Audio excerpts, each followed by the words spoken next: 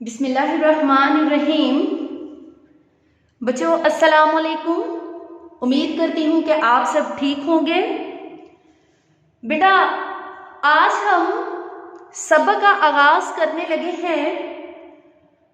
आप सब बच्चे अपनी टेक्स्ट बुक का सफ़ा नंबर 34 खोल लें। बच्चों आज हमने जो सबक पढ़ना है उसका उन्वान पहली फतह है, जिसको तहरीर किया है नसीम हिजाजी ने। बच्चे 1914 में इनकी पैदाइश हुई और 1996 में इन्होंने वफात पाई।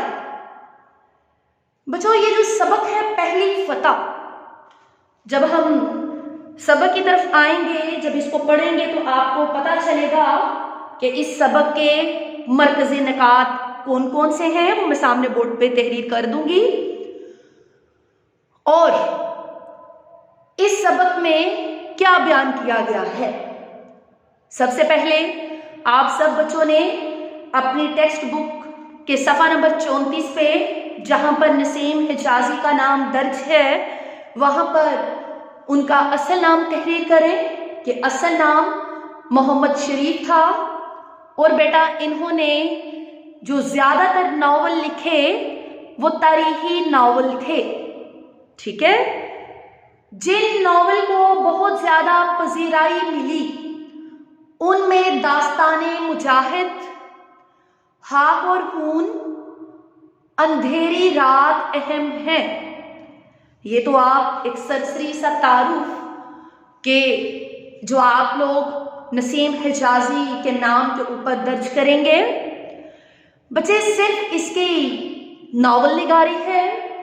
और हमने आज के लेक्चर से पहले जो असबाब पढ़े थे बेटा उनमें हमने नावल भी पढ़े थे और मैंने आपको बताया था कि नावल किसको कहते हैं।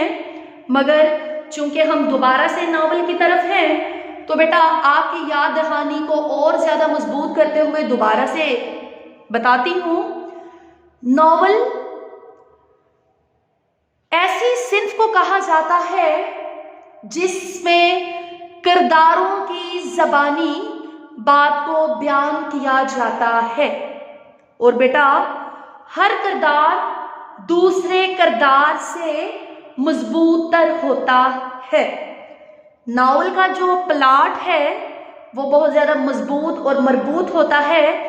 उसकी वजह यह है कि नावल को बच्चे हम एक नशिस्त में मुकम्मल नहीं कर सकते, कि बिल्कुल ऑपोजिट है बच्चे अफसाना निगारी के।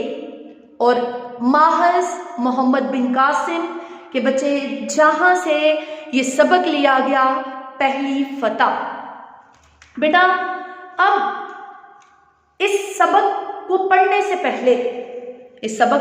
पहले पहली फतह जो सबक है आपकी टेक्स्ट बुक के सफ़ा नंबर 34 पे बच्चे आपको पता है कि हम कमरे जमात में भी जब कोई सबक का आगाज़ करते थे तो बेटा सबसे पहले उसके बारे में इजहार ख्याल किया जाता है कि इस सबक में क्या बात बयान की जाएगी, कि कौन कौन से मौजू है, कौन कौन से निकात हैं कि जिनको मद्देनजर रखते हुए बेटा इस सबक को आगे आगाज किया जाएगा, ताकि आप लोगों को पता होना चाहिए कि हम जो सबक पढ़ रहे हैं उसमें क्या बयान किया गया है।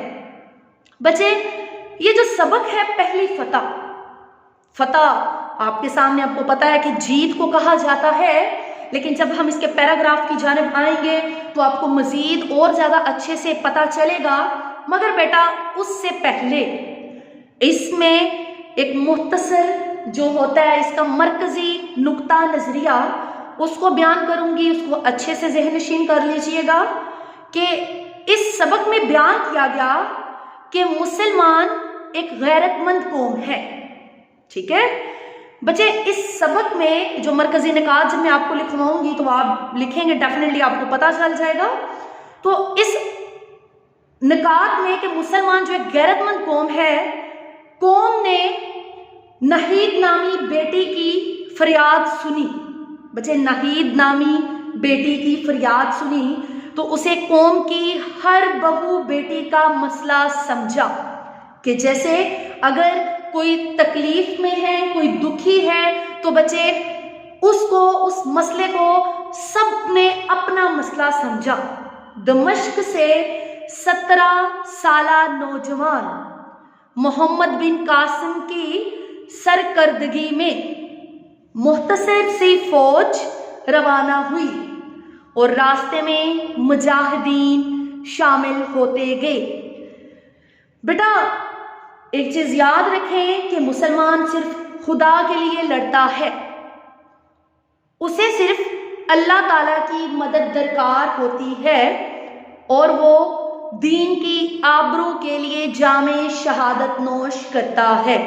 तो बेटा मोहम्मद बिन कासिम ने उस जज्बे ने यही साबित किया कि कुव्वत ईमानी से बढ़कर कोई ताकत नहीं जिससे बातिल खत्म हो सकता हो। ये आप लोग देखें, आज बच्चे, आज के दौर की अगर बात बयान की जाए तो लोगों, खास तौर पर बेटियों के सामने के साथ जो सलूक किया जाता है, औरत के साथ जो सलूक किया जाता है, वो आपके सामने है। लेकिन कोई भी गैरत का मुजाहरा करते हुए उस मसले को अपना मसला नहीं समझता। मगर एक नौजवान था जिसका नाम था मोहम्मद बिन कासिम, कि जिसने कौम की एक बेटी की फरियाद के लिए बच्चे पूरे के पूरे लश्कर को आबोताब से लेकर निकला और फतह याब और कामयाब भी हुआ, क्योंकि मुसलमान का जो जिहाद है वो सिर्फ और सिर्फ अल्लाह ताला का जिहाद होता है। अब बेटा आप लोग इस सबक को आगाज करने से पहले बच्चे इस सबक के मरकजी निकात लिख लें, ताकि आप लोगों को पता हो कि अब हमने जो बात करनी है, जब आप लोग खुलासा लिखेंगे तो आप लोगों ने देखना है कि क्या खुलासे में ये निकात मौजूद हैं। जी बेटा, इसके 5 मरकजी निकात हैं। मैं ये साफ कर देती हूँ ताकि वाज़ेह तौर पे आपको सामने नजर आए। मरकजी निकात,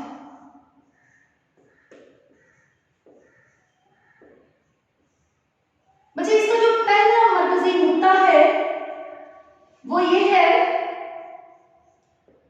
गयूर कहते हैं गैरतमंद को। गयूर कौम की एक बेकस बेटी की फरियाद। जी बच्चे, इसका जो दूसरा नुक्ता है वो है बसरा में कयाम, कि वहां पे ठहरना। बच्चे जो इसका तीसरा है वो है जी दमिश्क से रवानगी। बच्चे चौथा है लश्कर की मजमूई तादाद। और बेटा लास्ट वन है 5वां, कादसिया की जंग। जी, ये इसके 5 नुक्ते हैं, 5 निकात हैं। इसको आपने पहले ही मद्देनजर रख लें। और अब हम अपने लेक्चर का बाकायदा आगाज करते हैं। आप सब अपनी टेक्स्ट बुक खोल लें बेटा। जी बच्चे, आगाज में लिखा हुआ है कि सुबह की नमाज के बाद दमिश्क के लोग, दमिश्क शाम का दारुल हुकूमत, बाजारों मकानों की छतों पर खड़े मोहम्मद बिन कासिम की फौज का जुलूस देख रहे थे। दुनिया की तारीख में यह पहला वाकया था कि फौज की क़यादत एक 17 साला नौजवान के सपुर्द थी। अंडरलाइन करें इसको, क्या एज थी? 17 साला। 17 जी बच्चे। दमिश्क से लेकर बसरा, बेटा बसरा में लिखे इराक का शहर तक रास्ते के हर शहर और बस्ती से कई कमसन लड़के, नौजवान और बूढ़े इस फौज में शामिल हुए। कुफा और बसरा में मोहम्मद बिन कासिम की रवानगी की इत्तला मिल चुकी थी और नौजवान औरतें अपने शोहरों, माएँ अपने बेटों और लड़कियां अपने भाइयों को नौजवान सलाह का साथ देने के लिए तैयार रहने पर आमादा, आमादा किसको कहते हैं, माइल करना, कर रही थी। गयूर कौम की, गयूर बच्चे गैरतमंद कौम की एक बेकस बेटी की फरियाद बसरा और कुफा के हर घर में पहुंच चुकी थी। बसरे की औरतों में जुबैदा की तबलीग के बायस ये जज्बा पैदा हो चुका था कि नहीद का मसला कौम की हर बहू बेटी का मसला है। नौजवान लड़कियां मुख्तलिफ मोहल्लों और कोचों से जुबैदा के घर आती और इसकी तकरीर से एक नया जज्बा लेकर वापस जाती थी। जी बेटा, सबसे पहले हम जो हमने ये पैराग्राफ पढ़ा है इसके बारे में बच्चे देखते हैं कि नसीम हिजाजी क्या बयान कर रहे हैं इस पैराग्राफ में। बेटा नसीम हिजाजी की जो इस नॉवल में एक जुबान है वो बिल्कुल सादा और आसान आप लोगों को नजर आएगी और इस्लामी जज्बे से मामूर। नसीम हिजाजी बच्चों उर्दू अदब में एक नावल नगार की हैसियत से बहुत बुलंद मुकाम रखते हैं। इसमें जो बयान किया गया, जो हमने पैराग्राफ पढ़ा कि अरब मुसलमानों की जजीरा सरनदीप, जिसका मौजूदा नाम बेटा श्रीलंका है, श्रीलंका से तजारती ताल्लुकात थे, ठीक है, अरब मुसलमानों के।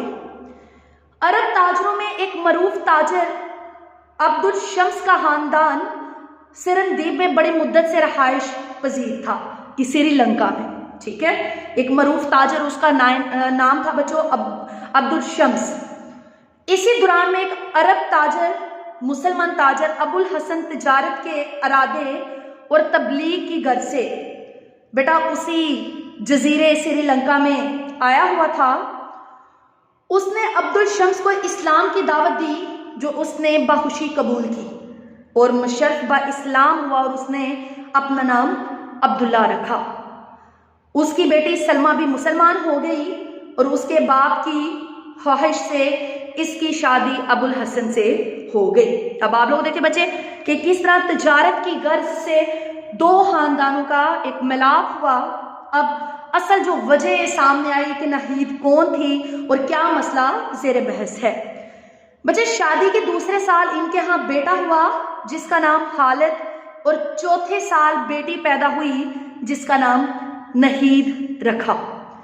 इस जमाने में श्रीलंका का राजा अरब के हुक्मरानों से दोस्ताना ताल्लुकात इस्तवार करने का ख्वाहिशमंद था कि उसकी ख्वाहिश थी।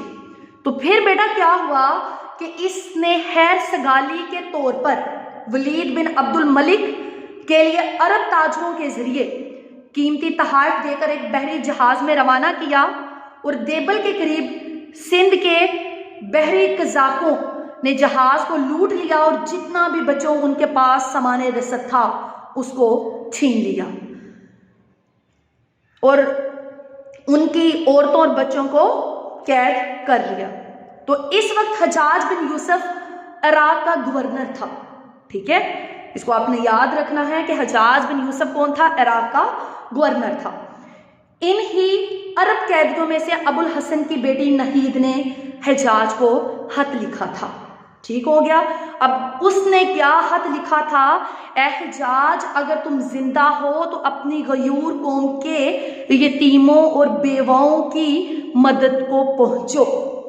बेटा ये थोड़ा सा उसका आगाज कि हमने जो पैराग्राफ पढ़ा उस लिहाज से है कि दरअसल नहीद के खानदान को किस तरह बहरी जहाज में बंदी बना लिया गया था। ठीक है, उसके खानदान को किस तरह सामान रसद से भरा हुआ जहाज लूट लिया गया था।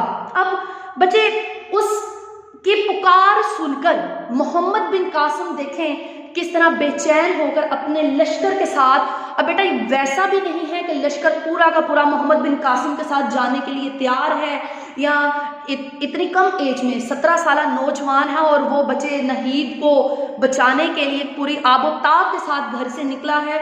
हम देखेंगे कि क्या उसके साथ उसके बहन भाई के जो अजीज़ व अकारब, उसके रिश्तेदार, दोस्त अहबाब क्या उस लश्कर में साथ हैं, और जब वो लश्कर चला तो उसकी तादाद कितनी थी, और जब वो मुकाम पर पहुंच गया तो उस लश्कर की तादाद कितनी हो गई थी। चूँकि मुसलमानों का जो जहाद है वो सिर्फ और सिर्फ बेटा अल्लाह और उसके रसूल के लिए होता है।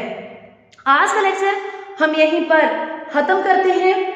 इसी पैराग्राफ को मज़ीद आगे बढ़ाते हुए अगले लेक्चर में आपको पता चलेगा कि क्या बयान किया गया है। अपना बहुत ख्याल रखिएगा।